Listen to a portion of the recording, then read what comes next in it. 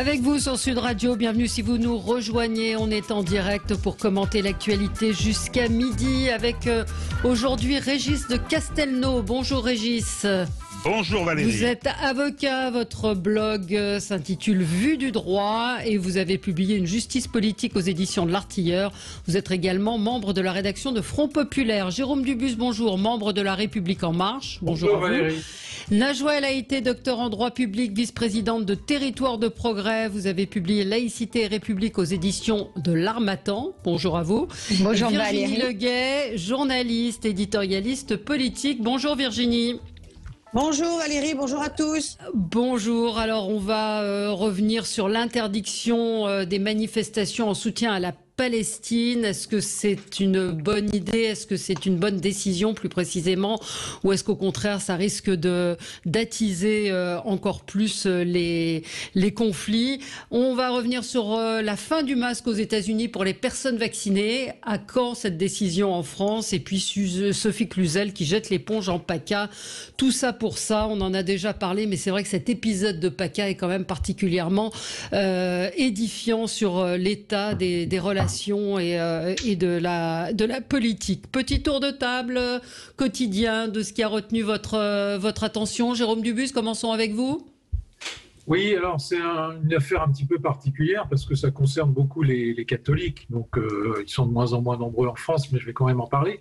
Il se trouve que le pape vient de prendre un décret papal qui s'appelle Antiquum Ministerium et qui va donner un statut de ministre à un certain nombre de gens, de laïcs, qui exercent les fonctions de catéchèse.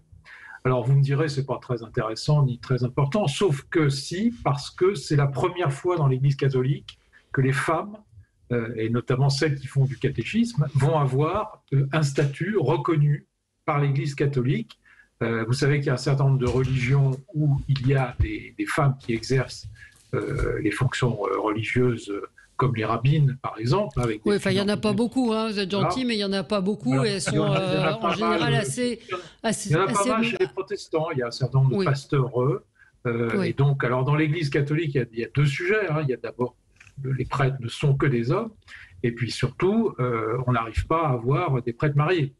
Donc, c'est deux sujets qui ne permettent pas à l'Église catholique de progresser. Et là, on a une évolution qui est assez sensible. C'est presque une révolution dans l'Église catholique. Et je pense qu'il fallait la saluer. C'est pour ça que j'ai pris un coup de cœur et que je l'envoie au pape François. Il sera touché. J'espère. Le bon François. Mais on ne peut pas dire que les religions soient très, très progressistes à l'égard des femmes, quelles que soient les religions. Peut-être, effectivement, vous évoquez les protestants, mais on ne peut pas dire que les femmes rabbins ou les femmes imams soient particulièrement mises en avant. Elles sont souvent même presque marginalisées. Mais en tout cas, c'est un coup de cœur. Vous avez raison de le signaler. Régis, restons dans la religion. Nous sommes le lendemain du jeudi de l'Ascension. Alors c'est pas un coup de gueule méchant, hein, mais j'en ai un peu marre de cette surenchère clientéliste. Alors hier ils étaient contents, les politiques, ils étaient tout contents parce qu'il y avait deux fêtes le même jour. Il y avait l'Ascension, c'est Jésus qui monte au ciel, hein, et il y avait l'Aïd, la fin du Ramadan. Alors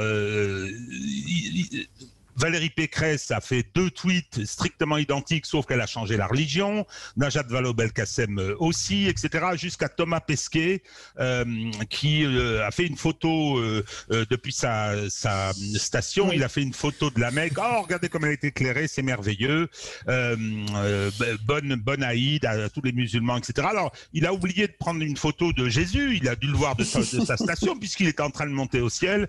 Bon, moi, je trouve que cette espèce de clientélisme est assez désagréable. J'ai rien contre ni l'une ni l'autre. Puis il y en a encore d'autres des religions, mais il faudrait peut-être arrêter de faire de la retable de cette façon-là. Je trouve que du point de vue des religions, c'est pas terrible, quoi. Hein. Elles n'ont pas besoin de ça. Elles font ce qu'elles ont à faire, ce qu'elles veulent faire. Donc j'aimerais bien que les politiques cessent, le politique ou les people d'ailleurs, cessent de se mêler de ça.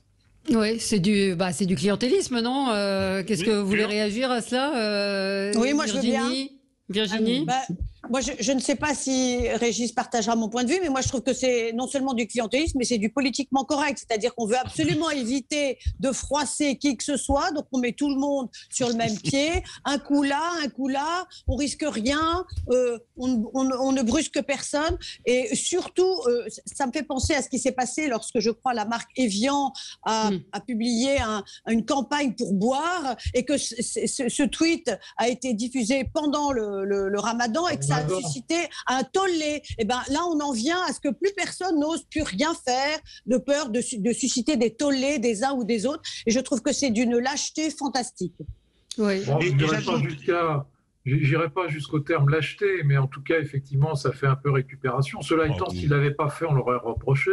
Et les mêmes qui dénoncent aujourd'hui nous auraient dit « mais ils ne l'ont pas fait ». Donc c'est des méchants. Non, ils auraient mieux fait de se féliciter du décret du pape François, comme moi. Voilà. Non, mais en fait, c'est la chasse, c'est la chasse à la civilité. Jérôme, vous êtes notre phare dans la nuit, Jérôme. Voilà. Merci. C'est la chasse à la civilité. Najwa, qu'est-ce que vous en pensez Ouais. Moi, je partage aussi cet avis parce que ça me gêne un peu aux entournures. Ça fait très récupération ou électoralisme, message électoraliste. Donc, moi, personnellement, je préfère envoyer des messages où je souhaite la fête aux uns et aux autres, et d'ailleurs c'est ce que je fais à titre privé, plutôt que de la retape politique qui me gêne. Oui, faut être honnête. Oui, absolument. Puis tiens, j'en profitais parce que je l'ai vu votre coup de gueule hier, Régis de Castelnau, parce que il y a une polémique. Vous avez vu, il y a deux chercheurs éminents chercheurs, spationautes, spécialistes de l'espace, qui s'indignent de la fantaisie de Thomas Pesquet, c'est-à-dire en disant il a autre chose à faire, pour rester correct, que de poster des photos et de nous faire un peu de live tweeting depuis l'espace et que quelque part ça dénigre un petit peu, ça amoindrit le sérieux de son expédition. Au contraire. Vous en pensez quoi ? Vous dites au contraire, c'est un bon sujet. Moi, je dis que ça vulgarise et ça attire sur cette question qui est extrêmement complexe et scientifique. Quel vol on fait ? Pourquoi ? Avec quels moyens ? Qu'est-ce que ça dit de ce qui existe en dehors de la Terre ? Ça attire tout un tas de générations qui, du coup, s'intéressent à la question, creusent, s'identifient à ce voyage. Ça la vulgarise d'une certaine façon. Et je trouve que par les temps qui courent, c'est assez bien parce que ça rassemble des communautés très différentes. Oui, il y a un côté quand même un peu influenceur qu'on peut pas nier. Surtout, il utilise cette position qui est effectivement très intéressante parce que tout ça est passionnant, mais il l'utilise pour faire du politiquement correct. Alors il a une photo de l'île de Lampedusa pour dire ah oui les migrants etc. Puis après il parle de la Mecque. Non, Thomas Pesquet, faites votre boulot, c'est déjà bien. On est bien content que vous soyez là, c'est nous qui payons. Je rappelle quand même. Et donc vous allez faire. Pas que nous. Non, oui, enfin, nous. C'était un sujet de débat. Thomas Pesquet est-il une influenceuse ? Est-il un influenceur ? Je suis tout à fait pour, mais bon, il faut rester sur votre champ, quoi. Et un peu casse-pied tout ce qui est espace, personne n'y comprend rien. Exactement. Donc c'est bien qu'il le vulgarise. Enfin, mais oui. Mais moi, Najwa peut dire quelque chose. Est-ce que Najwa peut dire ? Laissez parler Najwa. Oui, merci. Moi, je suis d'accord pour qu'il vulgarise ce qu'il fait dans l'espace, et c'est important même pour sensibiliser les plus jeunes aussi à ce métier-là, pourquoi pas, mais qu'il évite les messages politiques. Oui, ça c'est vrai. Qu'il évite ça.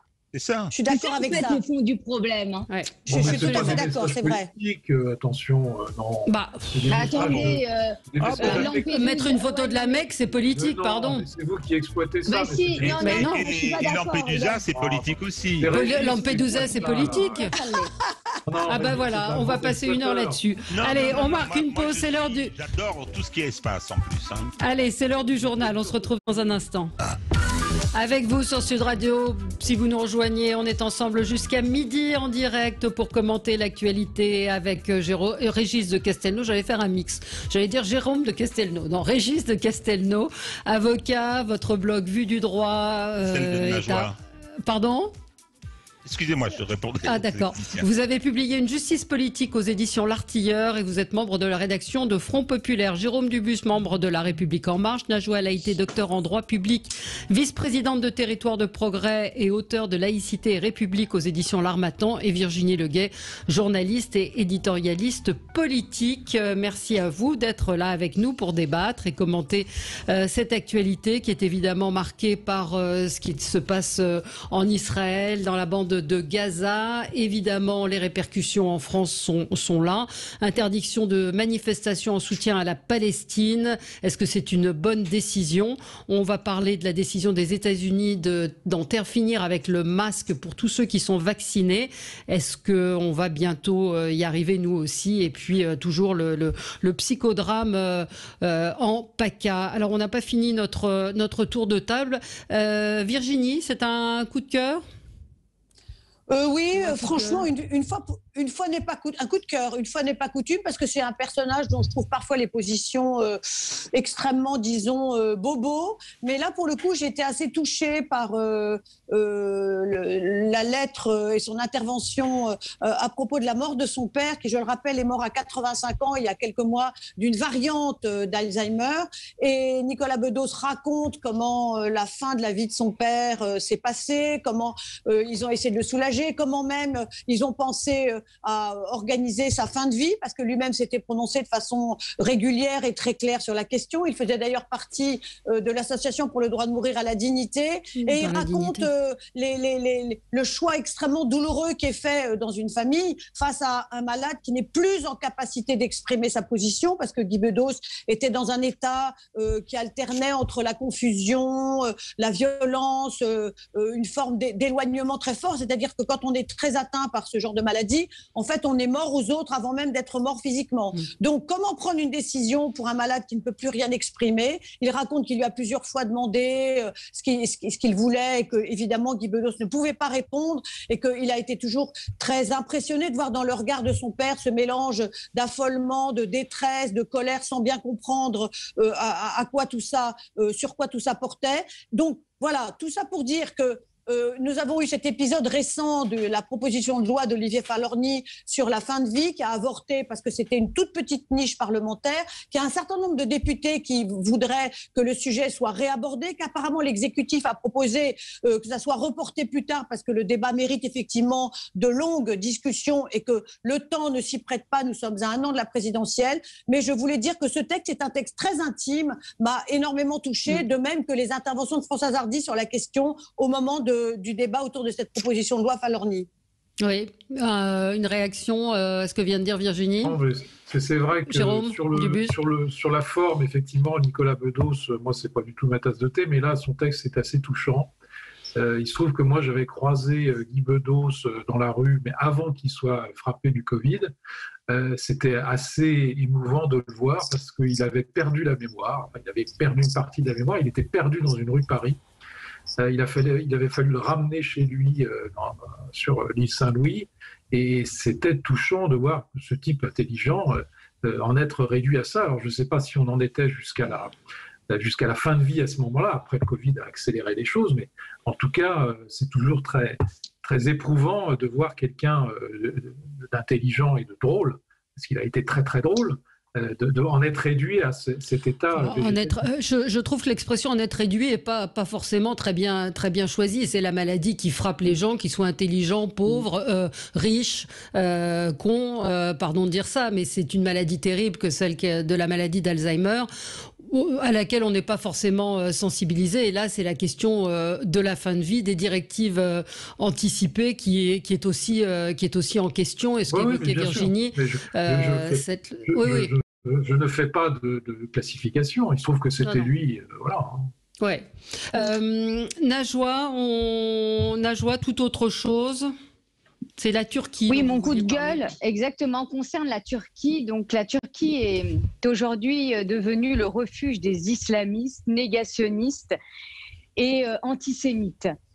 Pourquoi je dis ça? Parce que après avoir accueilli le salafiste, vous vous souvenez d'Idrissi Ahmedi, qui est le fondateur de l'ONG Baraka Sidi, qui a été dissous en 2020 pour des liens avec l'islamisme et le terrorisme, ainsi que l'historien Maxime Gouin, négationniste obsessionnel du génocide arménien, qui a été aussi accueilli par la Turquie. Eh bien, j'apprends dans le journal Le Point que la Turquie s'apprêterait à ouvrir ses bras au polémiste Dieudonné, mal d'expression libre en France.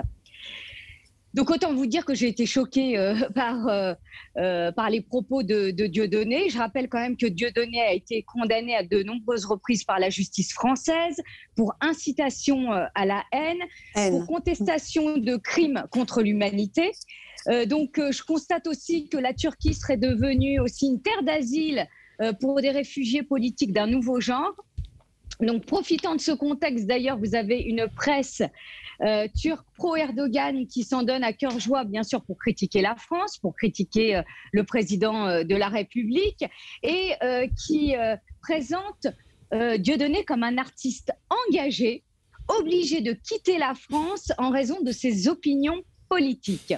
Donc, sans faire d'ailleurs aucune référence à ses propos scandaleux, et ses condamnations par la justice française. Donc on peut dire qu'aujourd'hui, la Turquie d'Erdogan, eh bien, c'est un paradis pour les antisémites, les islamistes, les négationnistes de tout genre, et un enfer pour les journalistes, les avocats, donc nos confrères, les intellectuels, les féministes, les homosexuels, sont attachés à la démocratie.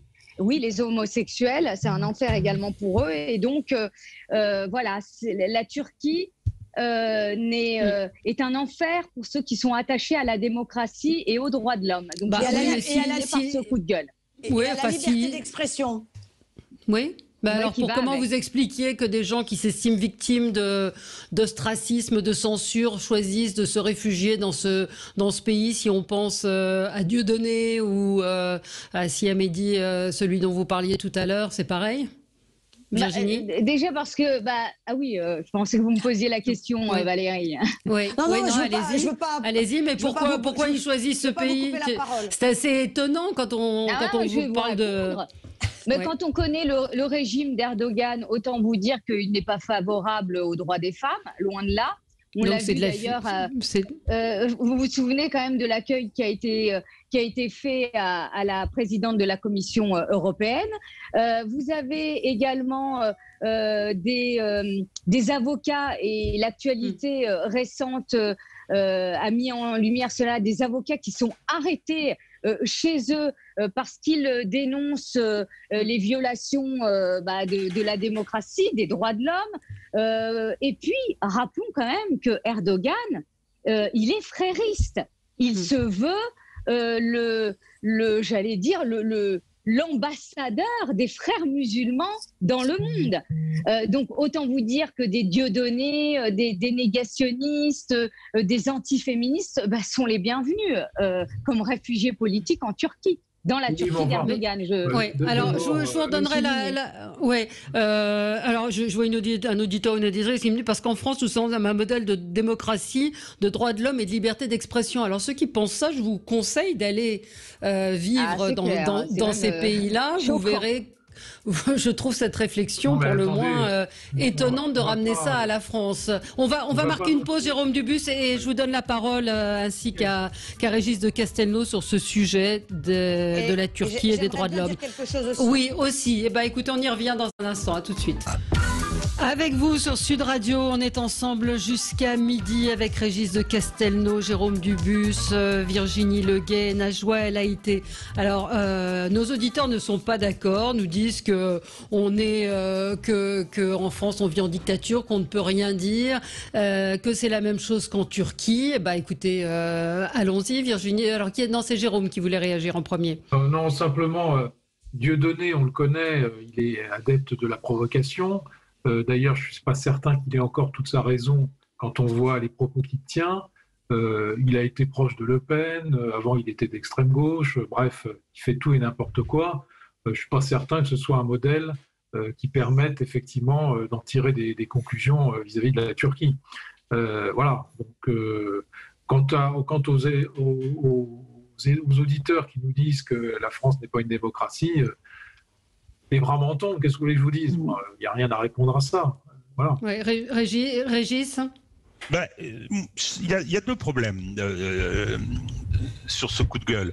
Le premier, c'est Erdogan. Erdogan, effectivement, moi je pense pas que ce soit nécessaire de faire un détour par Dieudonné pour le qualifier, pour l'identifier. Je dirais simplement, oui, chez lui, c'est une dictature, c'est effectivement une dictature, comment dire, antiféministe, homophobe, mais aussi, enfin, très très politique. Il a une stratégie, etc. Je ferai une observation.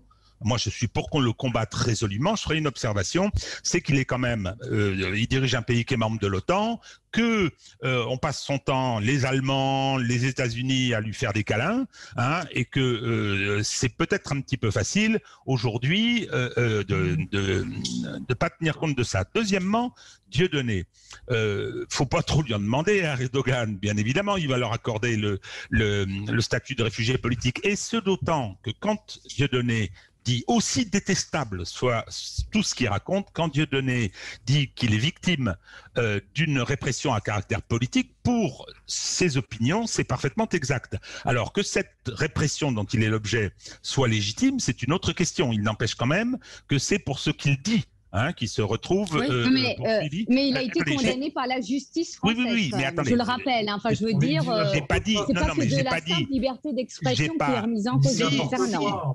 Mais attendez, la justice française l'a condamné pour incitation à la haine.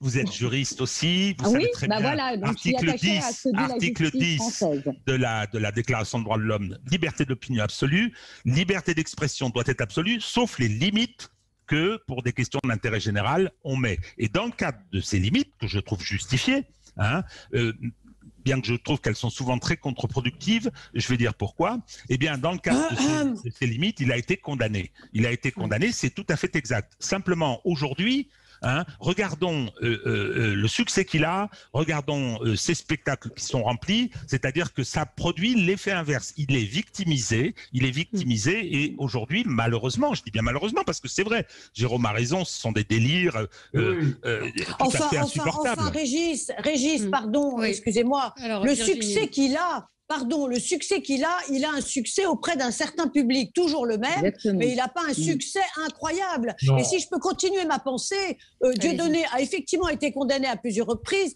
dans un pays où la liberté d'expression est extrêmement grande, extrêmement protégée, et on ne peut pas à la fois dire il y a tellement de liberté d'expression qu'on autorise les caricatures de Mahomet dans notre pays, et d'un autre côté dire oh là là, il n'y a pas de liberté d'expression dans notre pays. Non, nous sommes dans une grande démocratie qui a une liberté d'expression extrêmement large, qui est d'ailleurs parfois enviée par d'autres pays, parfois même redoutée car trop large. Et je trouve que là, il faut faire très attention à ce qu'on dit. Quant à Dieudonné, quand vous me dites qu'il a un énorme succès, non, franchement pas. Il a un succès très confidentiel. Je termine. Il a un succès très confidentiel auprès d'un public qui lui est totalement acquis. C'est vrai. C'est totalement vrai. Quand il était sur YouTube, faut un petit peu gratter et travailler. Je suis désolé. YouTube, c'est pas le gouvernement.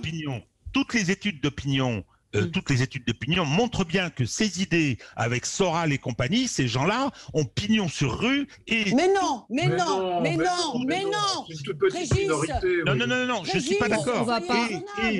Et je pense que la façon dont... Vous vous faites illusionner par les réseaux sociaux. Alors, attendez, laissez-le terminer. Les études, les sondages démontrent bien que malheureusement, moi je me suis bagarré et j'ai été...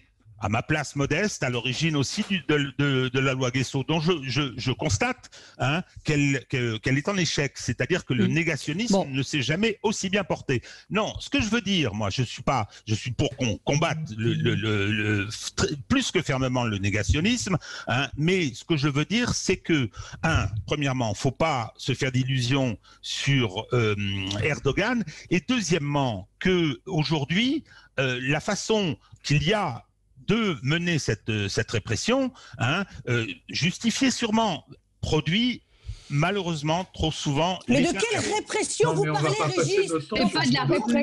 Allez. C'est un sens. Vous devenez fou de quelle répression? Non, mais Virginie, ça suffit là. Virginie, vous vous calmez. Quand je dis la répression, une décision de justice, c'est une décision de répression justifiée, voyons. Bah En fait, oui, est-ce que- donc c'est pas de la répression. C'est pas Mais de la si, répression, c'est de la répression, mais enfin Non. voyons, Bon, c'est une allez. décision, c'est une Vous êtes juridiction avocat, répressive. c'est pas de la Je n'ai répression. pas dit qu'elle était illégitime. Mais il n'y a J'ai pas pas de dit qu'elle était répression. Il illégitime. n'y a pas de Oui, Oui, répression. dans répression, il y a une connotation d'injustice, je trouve. Mais quand vous condamnez quelqu'un, c'est une décision répressive. Elle est justifiée, Non, mais on puisqu'elle s'en est, fout de elle est donnée Dieu par un de Dieu. tribunal. Enfin, Allez, voyons. allez. Bien évidemment qu'il y a Allez. que la liberté d'expression est encadrée et limitée. Et tant mieux. Et tant mieux. Faut pas s'énerver. Enfin, voyons, Dieu qu'est-ce que donné. on n'a plus le droit d'utiliser ce terme-là. Non, mais il n'y a pas besoin de s'énerver. Les mots ont un non. sens. On parle de Non, mais on est en train de condamnation. me traiter de dingo. Voilà. C'est Mais une non. condamnation. Je ne vous ai non, pas traité de dingue. Hein. Pas Mais tous c'est- en même c'est temps. de la- Allez, Bon. On va changer de Mais- sujet. excusez-moi, On va- je veux dire, les mots ont un sens. Les mots ont un Bah, sens. justement. Et qui dit répression, on réprime les violences aujourd'hui. J'espère bien qu'on les On réprime. condamne les violences. Non. Bon, on les condamne. réprime non, aussi. c'est pas Bon, vrai. on va pas faire un débat sémantique, vrai, là, ça voyons. devient incompréhensible et compliqué à écouter. Alors, parlons d'un sujet qui va certainement être beaucoup plus apaisé.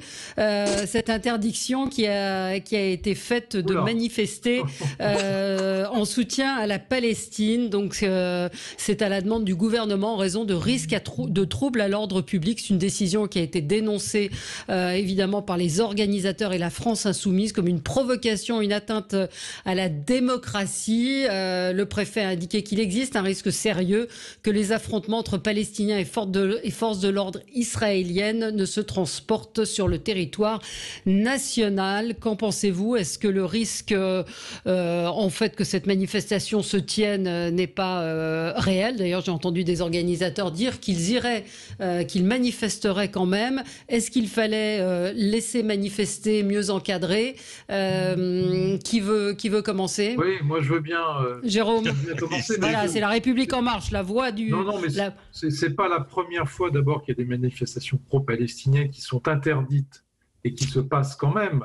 J'ai en souvenir un certain nombre de manifestations qui ont effectivement, au-delà de celle de 2014, dégénéré dans les années 2000 avec des élus parisiens qui s'y rendaient avec leurs écharpes alors qu'elles étaient interdites par le préfet de police. Et le préfet de police, en 2014, avec cette manifestation, a fait une erreur parce qu'il y avait des précédents. À chaque fois, ça a dégénéré. Je me souviens d'une manifestation à Barbès qui a été épouvantable. On a brûlé je ne sais pas si tu t'en souviens, Régis, on a brûlé des drapeaux israéliens, on a crié mort aux Juifs. Bon, est-ce que c'est ça que l'on veut donner comme image de Paris?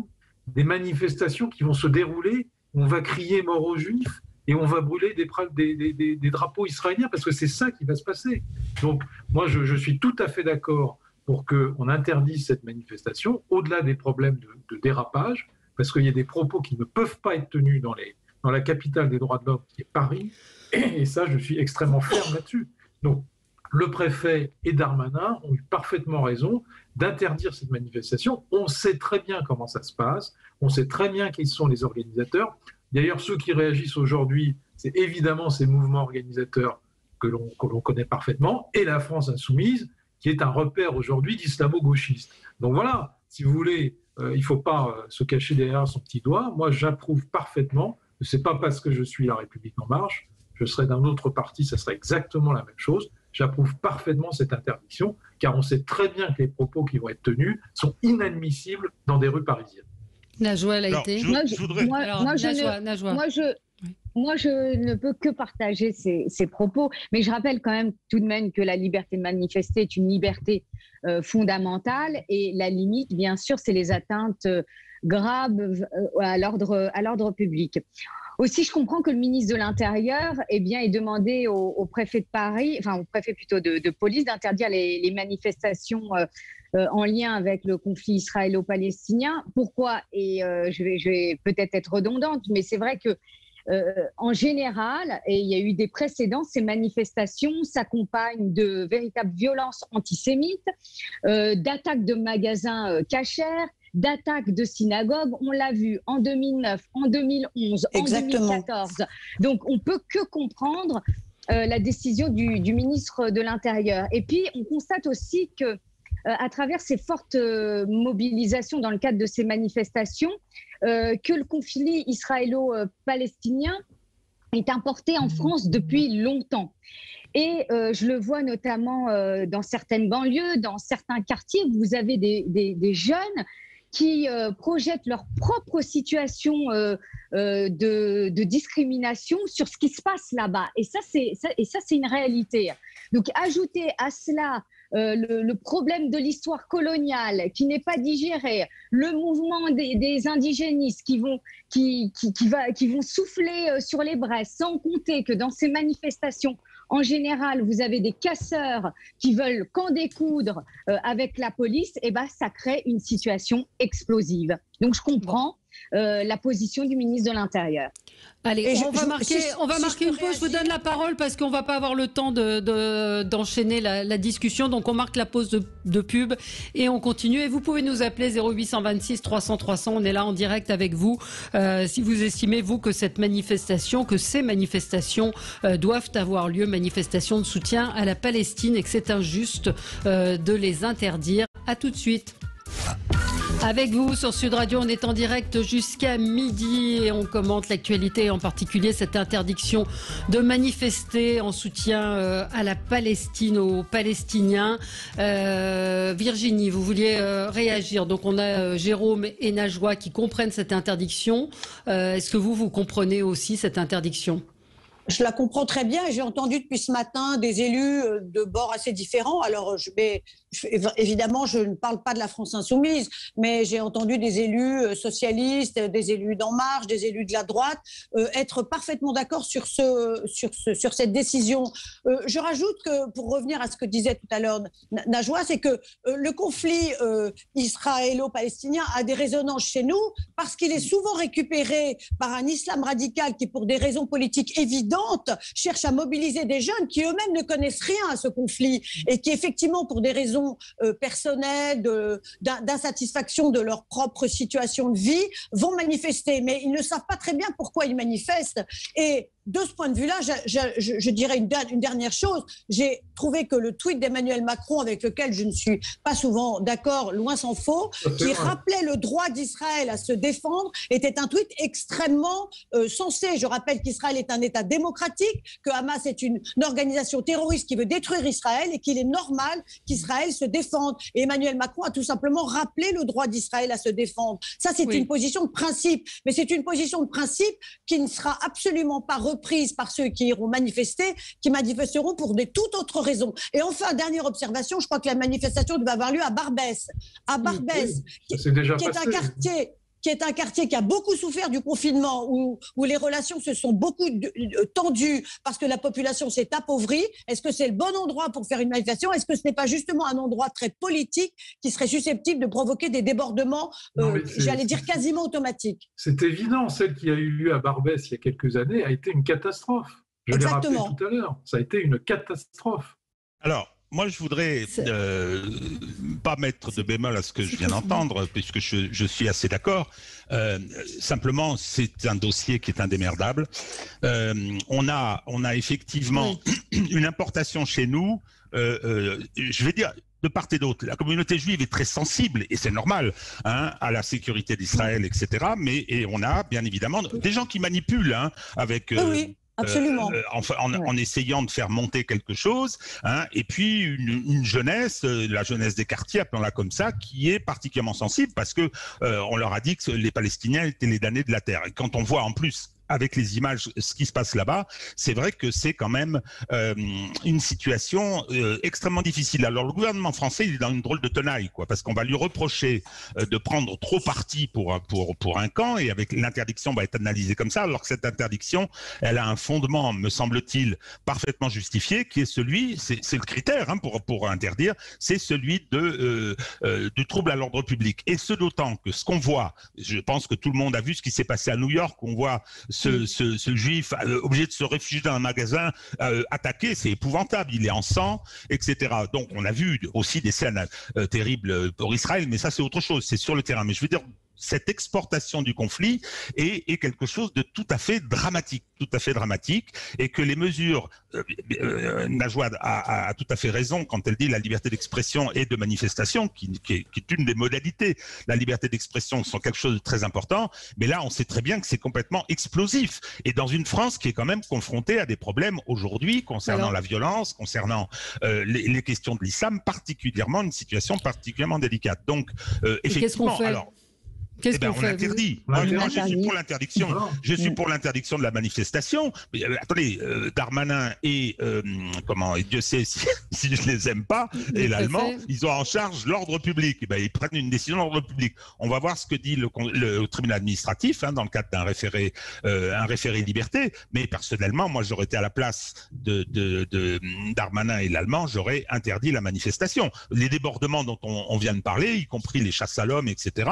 Tout ça est totalement explosif. Une étincelle peut mettre le feu à la plaine. Donc, là, c'est une contrainte, si vous voulez. Je ne parle pas de l'avenir, je ne sais pas ce qu'il sera, mais il faut qu'on se batte pour éviter que ce conflit, qui est de toute façon déjà importé chez nous, puisse avoir des conséquences dramatiques. Mais c'est d'autant plus invraisemblable.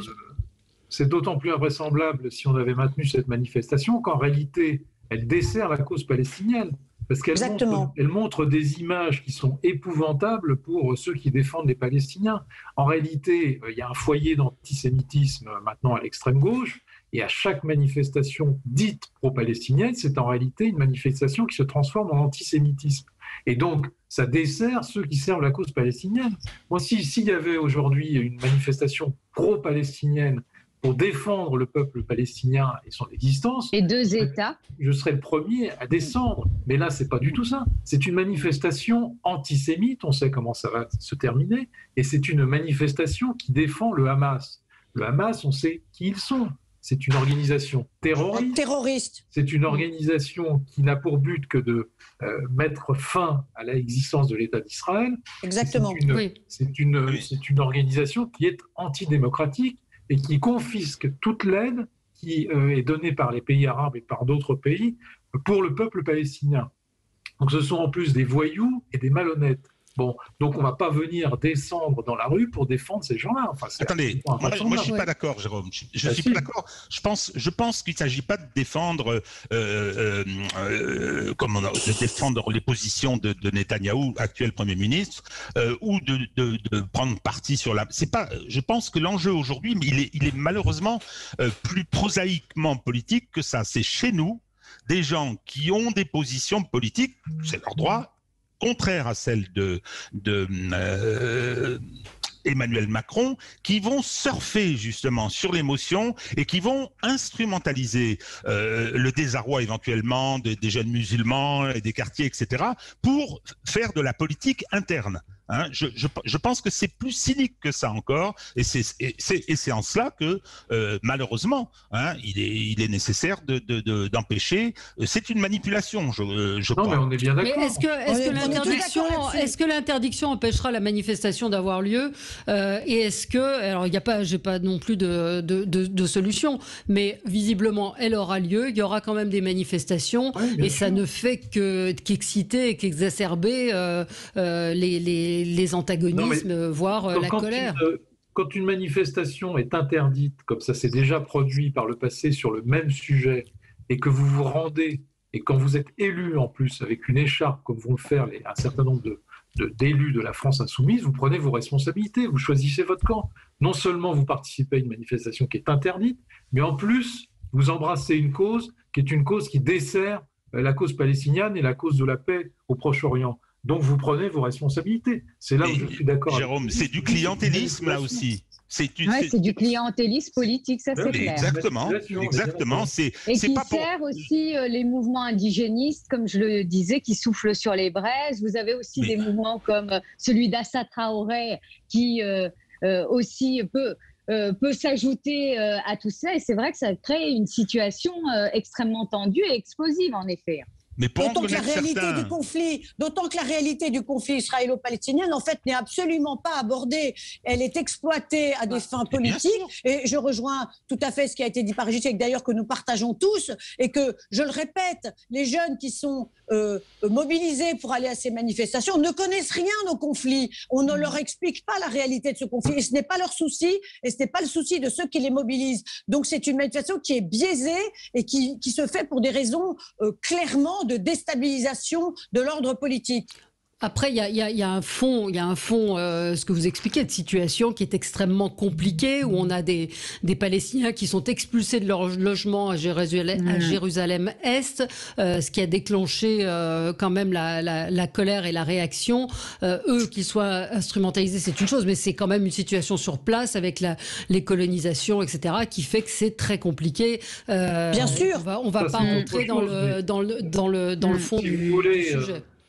Mais la réalité de ce conflit n'intéresse pas ceux qui manifestent. Non, c'est l'aspect politique. Quelle est la règle, quel est le mot d'ordre de la manifestation au fond? C'est la haine du juif, c'est l'antisémitisme. Moi, j'ai vu comment ça s'était passé. J'ai vu ces images à plusieurs reprises à Barbès, etc. Le mot d'ordre, c'est pas du tout défendons la Palestine. Pas du tout. Pas du tout. C'est la haine du juif, c'est l'antisémitisme. Et c'est d'autant plus inquiétant parce que vous dites que ceux qui manifestent, ils ne sont pas conscients, etc. Ils sont parfaitement conscients de ce qu'ils disent. Non, je dis qu'ils ne connaissent pas très bien le conflit israélo-palestinien. En tout cas, on leur a inculqué la haine du juif et ça, c'est terrible. Ah, mais ça, c'est pas pareil. Oui. Ah, bah si. Ah, si, ça s'enracine beaucoup dans le conflit. Non, ce que je voulais dire sur les remarques de Valérie, c'est vrai, mais je veux dire, moi, j'ai toujours connu le conflit israélo-palestinien, entendu les mêmes choses, avec les mêmes débordements, etc. sur place, le nombre de guerres qu'il y a pu y avoir, et malheureusement, je suis extrêmement pessimiste sur la possibilité. J'ai l'impression que rien ne change, quoi. Ça continue. Enfin, rassurez-vous, l'ONU se réunit dimanche après-midi. Il est urgent de se presser. Il est urgent de se presser. Ça aurait pu être mon coup de gueule. On entend qu'ils vont se réunir dimanche à 14h. Il y avait le week-end de l'Ascension entre-temps, donc c'était un peu compliqué de réunir tout le monde. Là aussi, le machin qu'est l'ONU, on se demande ce qu'ils font. On va avoir le droit à des grands moulinets de paroles et pas grand-chose. Je ne suis pas d'accord avec Régis sur la dernière affirmation que tu viens de dire. Moi, je trouve qu'il y a quand même un progrès. C'est-à-dire qu'il y a un certain nombre de pays arabes, l'Arabie Saoudite, le Maroc, les États arabes unis, qui viennent de signer des accords de paix avec Israël, où il y a maintenant des relations diplomatiques qui sont mises en place, il y a à nouveau des liaisons aériennes. Donc là-dessus, on a progressé. C'est-à-dire que le front arabe anti-israélien est en train de se fissurer. Et ça, c'est quand même extrêmement nouveau. Oui, Jérôme, c'est l'affrontement sunnite-chiite que ça reflète, etc. Moi, ça fragilise le front. Je n'y crois pas. Moi aussi, j'y crois pas. Non, rapidement, j'y crois pas du tout, d'autant que vous nous annoncez, Valérie, qu'il y a une réunion du Conseil de sécurité de l'ONU, mais je ne crois pas que ça fasse avancer les choses, d'autant que le président des États-Unis ne s'intéresse pas à la résolution du conflit israélo-palestinien. Il n'en fait pas du tout une priorité dans sa politique étrangère.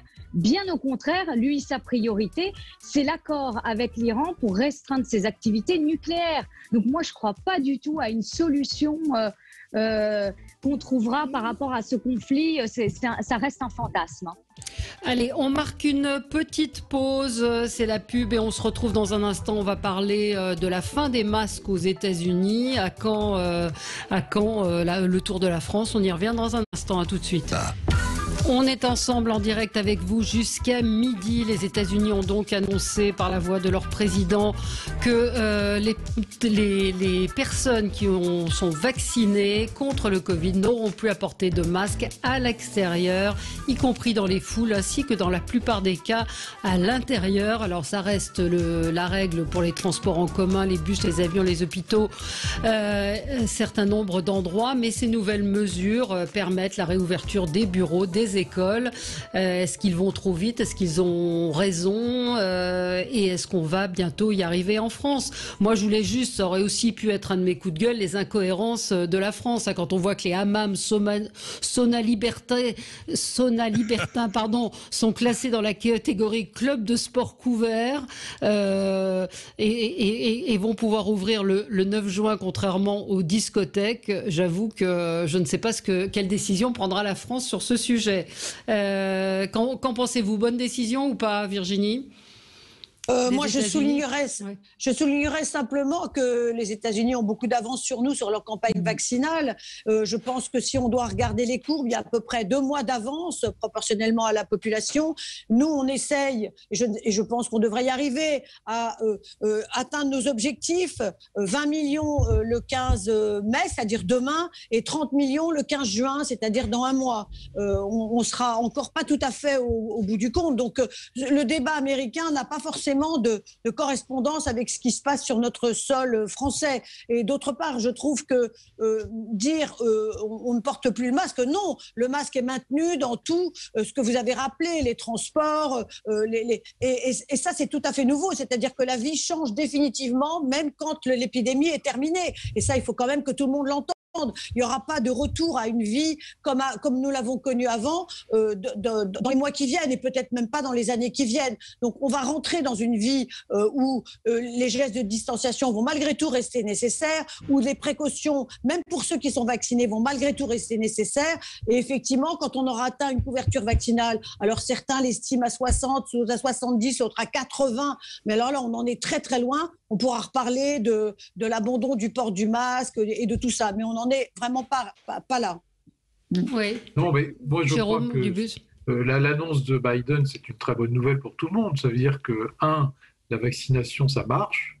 Et Dieu sait qu'il y a un an, personne n'aurait parié un copec sur le succès de cette vaccination. On n'avait même pas de vaccin.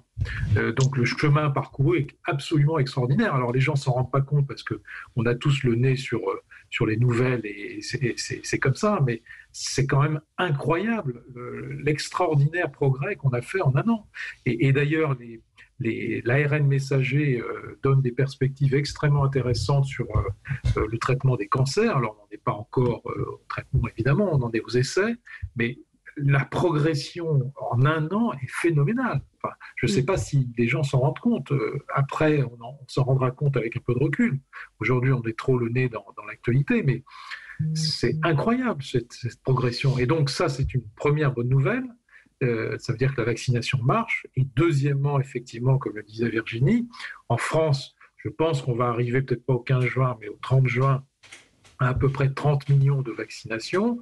Ce n'est pas encore suffisant, mais on voit bien qu'on va arriver effectivement à plus de 50% à l'été et que le fait d'arriver à 50% est un bon espoir. Donc je ne sais pas si on pourra retirer le masque cet été comme aux États-Unis, en tout cas pour ceux qui sont vaccinés.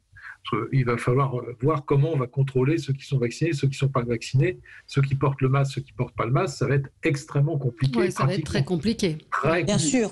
Voilà. Bien sûr. Oui. Alors, donc, moi, Régis Juste, Najwa avait demandé la parole avant, mais je l'avais Non, je t'en prie, Régis. Pardon, j'ai mal géré. Simplement, je veux dire, on a tendance un petit peu à regarder partout cette histoire des masques aux États-Unis. C'est vrai que ce sont deux situations différentes. D'abord, il y a eu vaccination massive, si ce n'est que j'ai lu qu'il commence un petit peu à avoir un plateau parce que ce sont les réticents, les réfractaires à la vaccination. Vous savez qu'on est un pays où un des plus réfractaires à la vaccination aussi. Je pense aussi que ce niveau de vaccination, il est très important dans les populations à risque, dont je fais partie. Je suis vacciné, j'ai mes 2 doses. Donc, je pense que ça pourra probablement aller plus vite. Enfin, en tout cas, je l'espère. Ça pourra probablement aller plus vite. Quand on regarde les courbes, elles sont quand même assez nettement en descente. Virginie dit une chose qui est un petit peu vertigineuse. C'est le monde d'après, quoi. C'est-à-dire le monde d'après. Je parle les mutations anthropologiques, quoi, c'est-à-dire le distanciel, la façon dont même dont on se salue. Je veux dire, est-ce qu'on va revenir à la c'est vrai. Je suis d'accord. Moi, je suis un peu effaré. Alors, là, je vais aller du côté de Jérôme sur cette histoire de vaccin. C'est sidérant. Moi, je me rappelle, l'année dernière, on nous disait 10 ans, etc. Hein, la vitesse à laquelle ça a été, et a priori, ça marche. Hein, quand même. Ça marche très bien, oui. Et on le voit, hein, c'est net. Donc, et les mêmes laboratoires sont en train de dire qu'ils ont des traitements, ils travaillent énormément sur les traitements, puisque le boulot sur les vaccins, il est à peu près fait, ils travaillent sur les traitements qui font qu'on pourra, en plus, ensuite, ceux qui l'attraperont quand même, ceux qui ne sont pas protégés par le vaccin, pourront être traités. Hein, le bout du tunnel, il n'est pas pour tout de suite, mais je pense qu'on le voit. Alors, on va porter le masque. Si je peux ajouter quelque chose, autre avantage des vaccins ARN messager, ils sont très facilement modifiables. Et quand il faudra les adapter aux variants, c'est extrêmement facile à faire. Ça se fait en quelques semaines. Et dernière remarque, et après je laisse Najwa parler, ça fait 20 ans que les chercheurs travaillent sur l'ARN messager, et effectivement ça a commencé par des recherches sur le traitement pour le cancer, et ça fait 20 ans que les recherches sont lancées, et il semblerait que les recherches ont fait des progrès. Alors elles ne sont pas encore à l'état public. Phénoménaux les progrès. Exactement. Najwa. Moi je rejoins. Non, mais je vais peut-être être un peu redondante, mais je rejoins ce qu'ont dit Jérôme, Régis et Virginie, c'est-à-dire que dès qu'on atteint un certain niveau de vaccination, eh bien, le masque n'est plus utile. Et ça, c'est les scientifiques qui le disent. Et c'est vrai que le président des États-Unis, Joe Biden, a annoncé qu'en juillet prochain, 70% des Américains auront reçu leur première dose. Donc en France, on en est loin là. Aujourd'hui, on est à peu près à un peu plus de 28%. Mais on voit le bout du tunnel, il faut positiver parce que déjà, et ça c'est Jérôme qui le rappelait, la vaccination est la solution en attendant qu'on ait un traitement, et Pfizer, il réfléchit et il travaille d'ailleurs. Pas que, je pense. Et la solution à un retour à une vie normale. Et deuxièmement, en France, il y a une accélération du rythme de vaccination puisque là, on n'a plus de pénurie de vaccins et c'est plutôt une bonne nouvelle. Non, mais effectivement, parce que je vois, on a beaucoup ceux qui s'expriment de nos auditeurs disent que c'est à sens unique puisque tout le monde est d'accord. Mais enfin, quand on prend l'exemple à la fois des États-Unis, d'Israël, de l'Angleterre, où les pubs, les restaurants rouvrent, où il n'y a pas de cas de mort, en particulier en Israël, je ne vois pas comment on peut dire que le vaccin ne marche pas. Le vaccin, il a des arguments. C'est ça. Actuellement, tant qu'il n'y a pas de traitement, c'est la seule solution. Simplement, il y a un problème, et notamment avec celui d'AstraZeneca. Johnson & Johnson, je ne sais pas ce que ça va donner, mais AstraZeneca, il y a eu des problèmes de communication terribles qui ont fait qu'aujourd'hui, il y a un certain nombre de doses qui ne sont pas utilisées, il faut le reconnaître. Je crois qu'il y a 2 millions de doses qui dorment d'AstraZeneca parce que les gens n'en veulent plus. Et ça, c'est quand même un problème parce que ça veut dire que quasiment ce vaccin, il est mort. Il est mort. Enfin, je veux dire, il est mort-né. Il sera plus utilisable. Il a été beaucoup utilisé en Angleterre avec des conséquences très faibles de cas de thrombose, très très faibles. Et là, maintenant, je pense que sa durée de vie est extrêmement faible. Alors, mais Jérôme, je ne veux pas critiquer En Marche, mais quand même, là, je m'en donne un petit plaisir. Mais je rappelle qu'au début vous avez été épargné aujourd'hui, Jérôme. Il était temps. Oui, voilà, ça va vous faire du bien. Ne reconnaissez pas Virginie, là. Voilà. Mais oui, allez-y, Virginie. Je rappelle qu'au début de la campagne du lancement de l'AstraZeneca, il était déconseillé aux plus de 65 ans, qu'après il a été conseillé aux plus de 55 ans, qu'entre-temps il a été suspendu. Alors là, franchement, pardon, mais c'est absolument illisible. Parce qu'on a suivi l'Allemagne. Exactement. Oui, mais les Danois l'ont interdit définitivement. Ils n'ont pas seulement suspendu. Hein. Il y a la Norvège aussi, je crois, ou la Finlande. Enfin, peu importe. Moi, il y a quelque chose qui me préoccupe là, parce que on nous a imposé des mesures coercitives. Enfin, je veux dire, c'est bon. On nous a enfermés, etc. Il fallait probablement. Je me prononce pas là-dessus puisque j'ai pas les compétences qui me le permettent. En revanche, ce que je vois, c'est que l'acceptabilité sociale de toutes ces mesures, elle affaiblit. Ce qui fait que c'est normal. Ben oui, tout à fait. Le deuxième confinement de novembre, bon. Le troisième, là, personne ne le respectait. Mais il était très light, hein. Il était light, le troisième. Justement. Oui, mais il a été light. Il nous reste une minute, Régis. Il a été light, pourquoi? Non, la question que je pose, je n'ai pas de réponse, c'est qu'est-ce qu'on va faire maintenant face à ceux qui refusent la vaccination, qui refusent de prendre les mesures, question passe sanitaire, question vaccin obligatoire et tout. Et là, il y a des questions politiques fondamentales qui vont se poser nécessairement. Pour répondre à Virginie, je rappelle que peut-être que sur AstraZeneca, En Marche a été le faiblard, ou le gouvernement en tout cas, parce qu'En Marche n'avait pas à s'exprimer là-dessus, mais sur le non-confinement fin janvier, je peux vous dire que ça a été une réussite. Mais j'ai pas dit le contraire. J'ai pas dit le contraire. Alors, est-ce que je peux... Alors, moi, je voudrais terminer par un coup de gueule qui va mettre un grand nombre de nos auditeurs en rage pour ce week-end. C'est la dernière vidéo de Didier Raoult, parce que je vois une réaction d'un auditeur qui nous dit le vaccin donne le Covid. Parce que Didier Raoult a fait une intervention en disant il y a quand même un truc bizarre. Je vois 45 cas où des gens ont été vaccinés et 5 jours après ont développé le Covid. C'est quand même bizarre. Donc, je trouve irresponsable de dire des choses comme celle-là quand on est un grand médecin, un grand scientifique comme lui. On communique pas sur les réseaux sociaux, on communique entre scientifiques. 45 cas, qu'est-ce que ça veut dire? J'ai des gens autour de moi qui ont effectivement été vaccinés, qui ont développé un Covid, mais qui étaient potentiellement contaminés avant d'être vaccinés. Exactement. Donc, balancer une chose comme celle-là, ça donne ce que je viens de lire, le vaccin donne le Covid.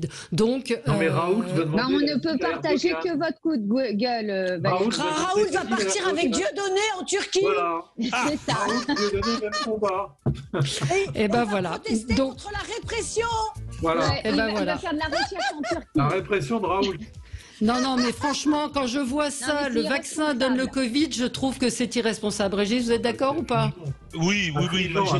Je l'écoute parfois, il y a des choses intéressantes. Non, mais bon, récemment, d'abord, il s'est trompé. Par exemple, le vaccin, il s'est gouré. Il a dit il y en aura pas. Il s'est gouré sur beaucoup de choses. Hein. Il s'est beaucoup trompé. Là, sur les tweets qui sont en train de se balader, j'ai vu sur l'impact qu'aurait l'ARN messager sur la cellule elle-même, c'est très douteux, je veux dire là, parce que bon, j'ai été voir un petit peu ce que disaient les scientifiques.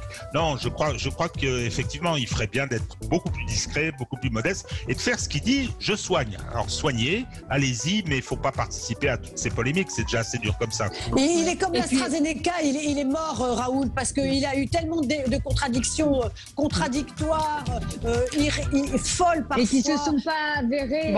Exactement. Non, alors un auditeur me dit il n'a pas dit ça. Non, il n'a pas dit le vaccin donne le Covid, sauf qu'il dit je me demande quand même pourquoi des gens, après avoir été vaccinés, ont développé le Covid. Donc après, oui, vous pouvez interpréter comme vous voulez ce genre de déclaration. Et puis j'ajouterai une dernière chose, il y a des Covid longs, il n'y a pas que la mort, il y a les Covid longs.